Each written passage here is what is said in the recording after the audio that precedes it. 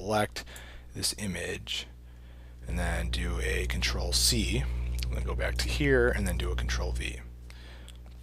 So now I brought this image in here. So pretty much now I just have to resize it to the screen. This is basically the screen right here. So now I just want to resize it. So let's try to resize it to the appropriate dimensions. The only reason why I do automatic projection is because it's a lot easier when it comes to unwrapping, where your pieces are like, this is the left side of the TV, then the side, and then this is the right. So, and then as far as organizing, that's always essential. Make sure you have like TV, else screen, and then make sure you group them if you have a lot of layers, because you're going to have a lot of layers when you're unwrapping and whatnot. So anyway, just for the sake of it, we're just going to say that this is good. Okay, so let's exit out of that. Okay, so once you're done, you want to basically do a save as, and then you're going to save this. First you want to save your Photoshop file, but when you want to import this back into Maya, you have to save it as a Targa. And then we're going to name this basically whatchamacallit. You want to name this television, like, or TV outline, or whatever name you want to call it. I'll just name it TV layout and save it as a Targa for the highest quality, and then do 24-bit or 32-bit. I just do 24 for the sake of it. Okay, so now we're going to basically just hide this and then go back, jump right back into Maya.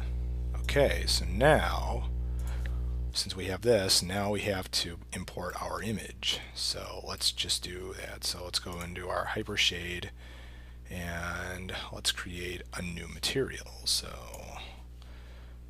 probably not going to need this anymore, so probably break the connection on that. So then we'll just go to this, go to File. Okay, so now it's going to turn white because you're going to add a file to it. And then let's import this in, and there you go. So now we have ourselves an unwrapped image, and this is what you want to do as far as that.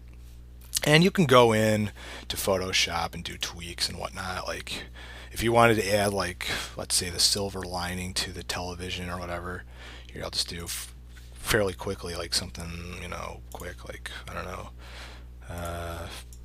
draw like TV, and do a save as, and just overwrite it. So TV Targa, make sure it is a Targa. See, that's the only downside. When you save it again, it always resorts to a Photoshop file, but you have to just go back and make sure it's a Targa, and then replace it. 24-bit, okay, and then come back here, and then do a reload, and then there you go. So now you can do whatever you want with it. So that's pretty much it as far as unwrapping and whatnot, and how to texture your still life objects. And I will go into more of the tutorials as far as how to add, displacement maps and bump maps, so you can make your objects stand out a lot more as far as detail. So, but that's pretty much it for unwrapping. So, any questions, let me know. So, take care.